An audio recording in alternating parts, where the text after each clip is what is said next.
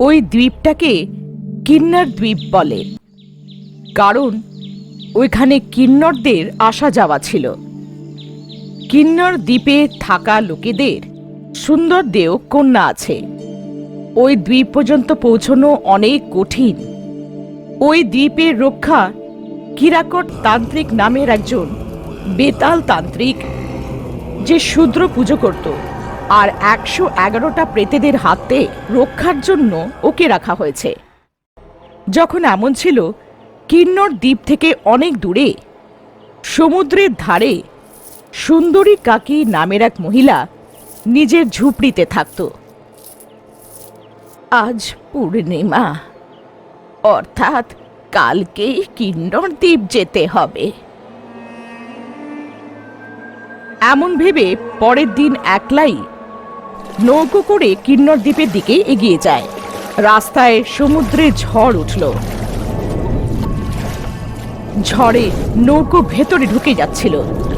নিজের সাথে এনে থাকা মুড়িটাকে জলের মধ্যে ফেলতেই ভ্রমরগুলো উধাও হয়ে যায়। কপাল গুহার থেকে যাওয়ার সময় ঘোর অন্ধকার। ভূত গুহার ছাদ থেকে উল্টে হয়ে ঝুলছিল। খিদে, তোমার রক্ত খাবো, তোমাদের টুকরো টুকরো করে খাবো। খিদে, তোমার রক্ত খাবো, তোমাকে টুকরো টুকরো করে খাবো। খিদে, তোমার রক্ত খাবো, তোমাকে টুকরো টুকরো করে খাবো।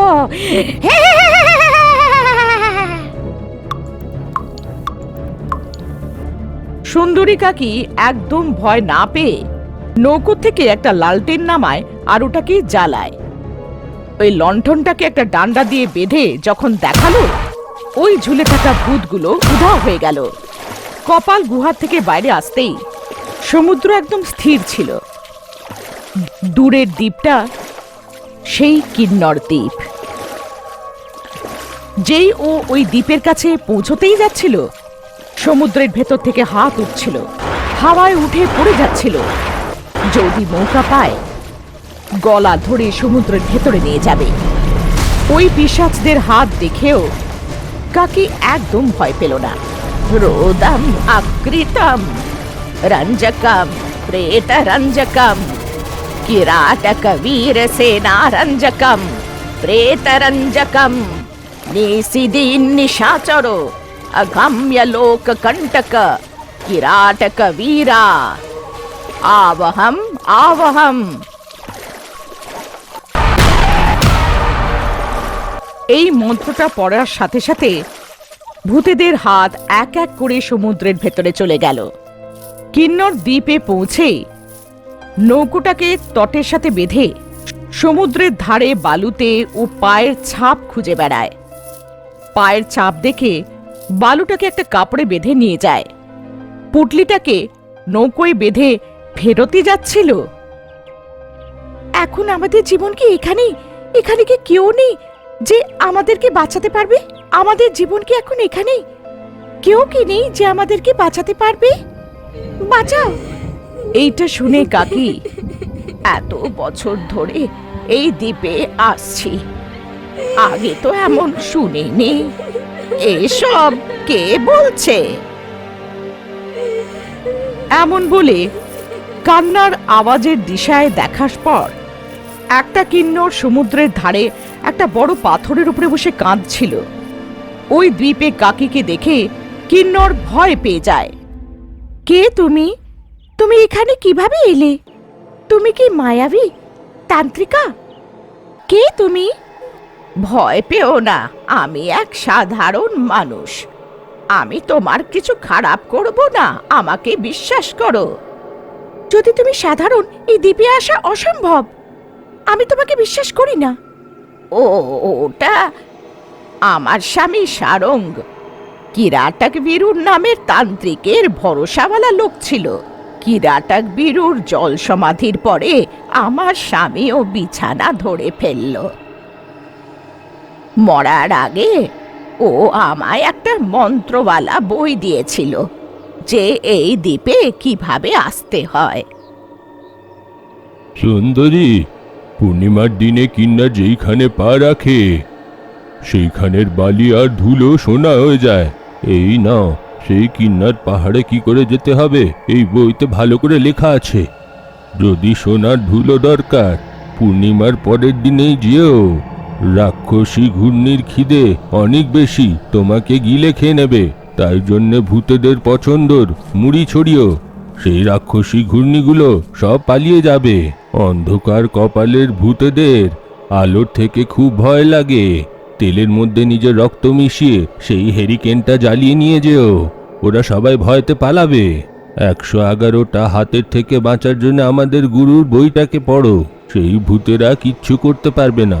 রোদম আকৃতম রঞ্জকম প্রেতরঞ্জকম কিরাটক বীর সেনারঞ্জকম প্রেতরঞ্জকম নসীদি নিশাচর অজ্ঞমলোক কণ্টক কিরাটক বীরা আওয়াহম। ওই বইটার সাহায্যে আমি এই দ্বীপে এসে কিন্নর যে বালুর উপরে হাঁটে সেই বালুটা নিয়ে গিয়ে ওই সোনার ধুলোটাকে ছেটে ওই সোনার থেকে আসা টাকা দিয়ে গরিবদের খিদে মেটাই। তুমি কে? তোমার কি গল্প? তুমি এই দ্বীপে কিভাবে এলে? আমি এক কিন্নর। তাই কি? তুমি কি কিন্নর? আমার স্বামী যে বলেছিল কিন্নররা এই গুহার থেকে বাইরে বেরোয় না। হ্যাঁ, সেটা ঠিক, কিন্তু আর কতদিন এমন ভাবে কয়েদি হয়ে থাকবো? আমাদের মুক্তি চাই, তাই আমি বাইরে এসে গেছি। আসলে কি হয়েছে? তুমি এই দ্বীপে কিভাবে এলে? তোমাকে এই দ্বীপে কে বন্দি বানালো? প্রতি পূর্ণিমাতে আমাদের দুনিয়া থেকে কিছু কিন্নর এই দ্বীপে এসে পূর্ণিমার চাঁদের আলো উপভোগ করে নিজেদের দুনিয়ায় ফিরে চলে যেতাম।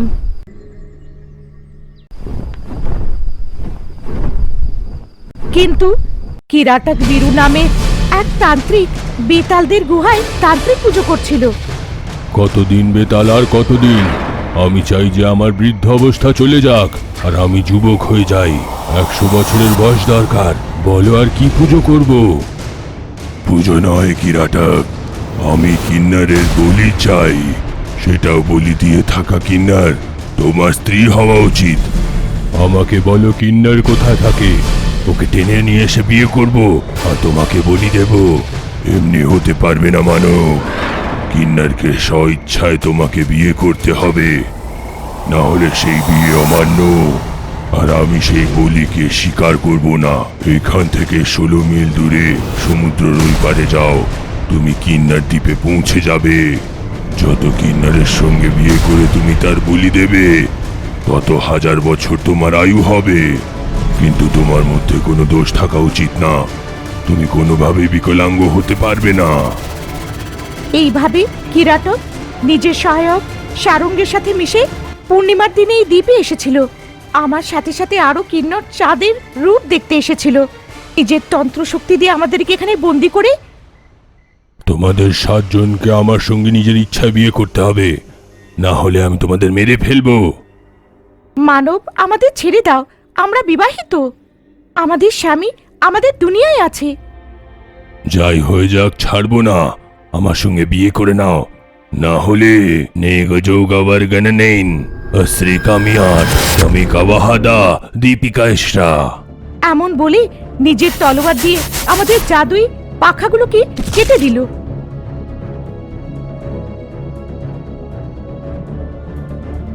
আমাদের ডানাগুলোকে পাথরে বদলে দিল।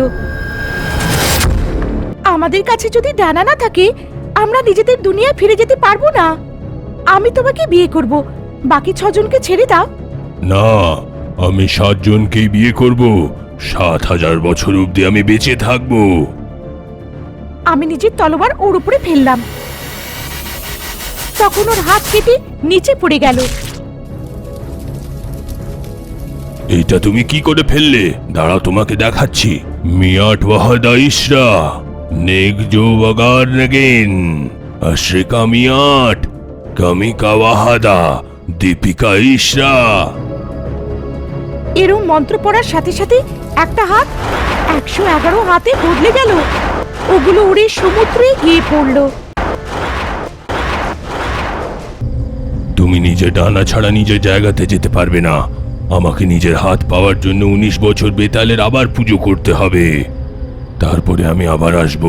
আমার সঙ্গে তোমাদেরকে বিয়ে করতেই হবে। এমন বলে ও চলে গেল। আমরা এত বছর ধরে আমাদের দুনিয়ার থেকে আসার কাউ অপেক্ষা করছিলাম, কিন্তু কেউ এলো না। এর আগে ওরা ফেরত আসার আগে আমাদেরকে নিজের দুনিয়ায় ফেরত যেতে হবে। রাস্তা না জানায় কাঁদছি। বাকি কিন্নররা ওই অন্ধকার গুহায় রয়ে গেছে। ওই তান্ত্রিক কোথায় চলে গেল, কখন আসবে, কিচ্ছু জানা নেই। আমি জানি তান্ত্রিকের অনুচর সারং আমার স্বামী। ও আমাকে সব কথা বলেছিল। এই দ্বীপ পর্যন্ত আসার জন্যে 3টে ভয়ানক জিনিসকে পার করতে হবে। ওই তান্ত্রিক দ্বীপের তটে বসে বেতাল তপস্যা করছে। তোমাদের ব্যাপারে সব কথা আমার স্বামী যে বইটা দিয়েছে তার মধ্যে আছে। হ্যাঁ, তুমি কি আমাদের ডানা ফেরত দিতে আর আমাদের দুনিয়া ফেরত নিয়ে যেতে পারবে? হ্যাঁ, আমি জানি। নীলমণি দিয়ে তোমরা নিজেদের ডানা ফেরত পেতে পারো। দয়া করে ওই নীলমণি আমাদের জন্য এনে দাও। ওই মণি তো আমাদের গ্রামের প্রধানের মেয়ে মঞ্জুরির হাতের আংটির মধ্যে রয়েছে, কিন্তু আমাকে গ্রাম থেকে তাড়িয়ে দিয়েছে, কারণ আমি একটা তান্ত্রিকের বউ। ওরা আমাকে গ্রামে প্রবেশ করার অনুমতি দেয় না। তাহলে কিভাবে? আর কোনো তরকিব নেই? হ্যাঁ আছে, তুমি আমার সাথে এসো। ওই মণিটাকে নিজেই নিয়ে এসো। এতটুকু দেরি না করে ও কাকির সাথে বেরিয়ে পড়লো আর নৌকোয় বসলো। এই দেখে কাকি কিন্নর গুহার থেকে বাইরে বেরিয়ে এসে চেঁচাতে শুরু করলো, বোন যেও না, দাঁড়াও, যেও না বোন। কিন্তু ওরা পাথরে বদলে গেল। এই দেখে কিন্নর, আমার 6টা বড় বোন পাথরে বদলে গেল। তোমাদের 7 জনের মধ্যে কেউ যদি দ্বীপ পার করে তাহলে বাকি লোকেরা পাথরে বদলে যাবে। যে দ্বীপ পার করে সে নিজের কিন্নর শক্তি হারিয়ে ফেলে আর সাধারণ লোক হয়ে যায়। কিন্নর নিজের উজ্জ্বল রূপ হারিয়ে ফেলল আর একটা সাধারণ ব্যক্তি হয়ে গেল। কাকের সাহায্যে সমুদ্রের তটে পৌঁছালো। এই রাস্তাটা দিয়ে গেলে জমিদার বাবুর বাড়ি আসবে। যেই করেই হোক ওই আংটিটা আনো। 3টে পূর্ণিমার মধ্যে যদি ওই দ্বীপে তুমি না ফেরত যাও তাহলে তোমার 6 জন বড় বোনের শিলা ভস্ম হয়ে যাবে। তাড়াতাড়ি ফেরত এসো।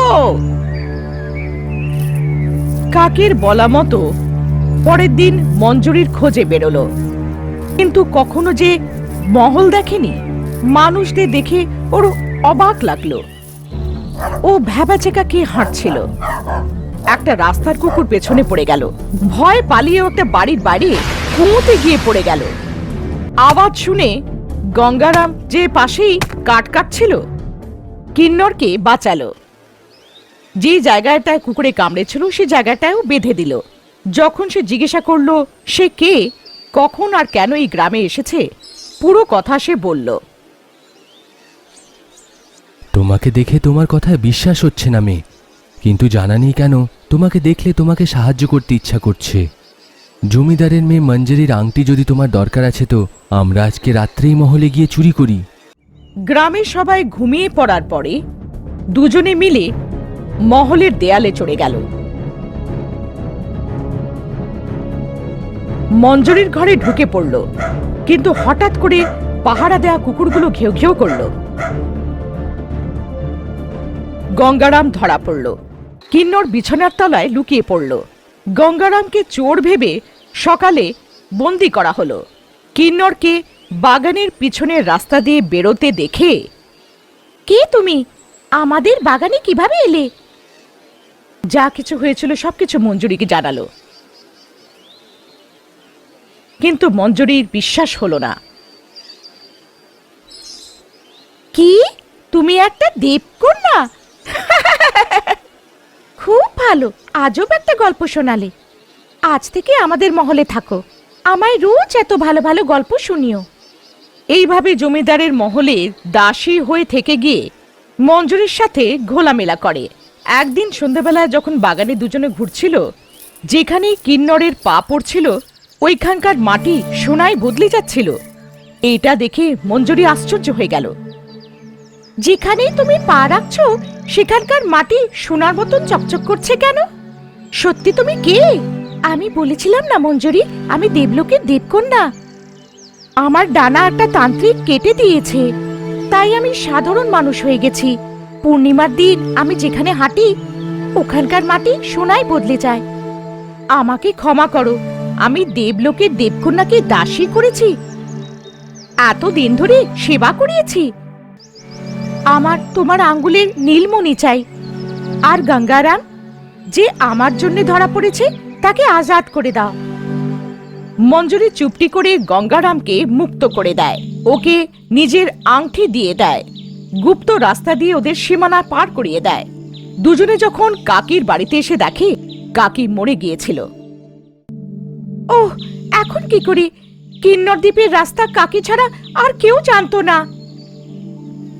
কাকি বুড়ি হয়ে গেছে না, ওনাকে অন্য কাউকে সে গুপ্ত দ্বীপের রাস্তা বলে দেওয়া উচিত। আমি কাকিকে তাই জিজ্ঞেস করেছিলাম। আমরা মানুষেরা লোভী হই, সোনা পাওয়া যাবে ওই দ্বীপের রাস্তা যদি বলে দিত কিন্নরদের ক্ষতি হতো, তাই ওই দ্বীপের রাস্তা কাউকে জানিয়েছিল না। কাকিকে বাড়ির পিছনে পুঁতে দিয়ে ওরা বুঝতে পারছিল না কি করবে। ঘরে দেখছিল, এক কোনায় একটা পুরনো বই দেখলো, খুলে দেখলো তার মধ্যে দ্বীপের রাস্তা। ওটা দেওলিপিতে লেখা ছিল, সাধারণ মানুষেরা ওই ভাষা বুঝতে পারবে না। যেমন ওই বইটাতে লেখা ছিল, দুজনে লণ্ঠন আর মুড়ি নিয়ে বেরিয়ে পড়ল।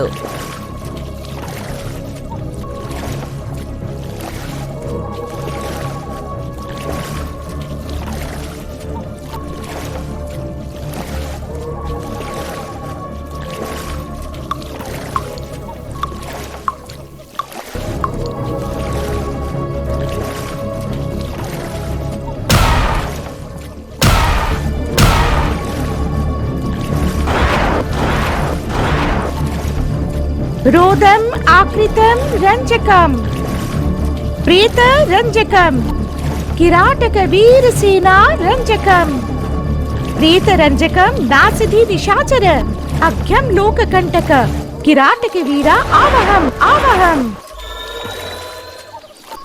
এইভাবে তিনটি দ্বন্দ্বকে পার করে শিলা রূপে পরিণত হয়ে থাকা ৬টা বোনকে দেখে, এসে গেছি বোনেরা, এসে গেছি, এবার আমরা মুক্ত হয়ে যাব।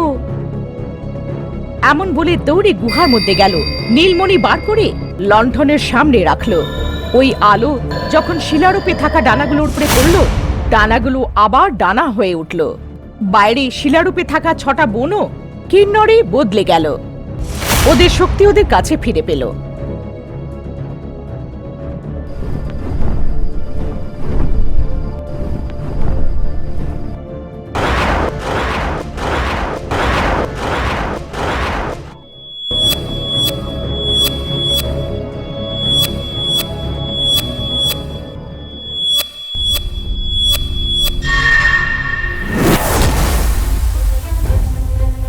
नेक जोगा वर्गन अगेन अस्त्रिका वियाट कमी का बहादा दीपिका ईशा।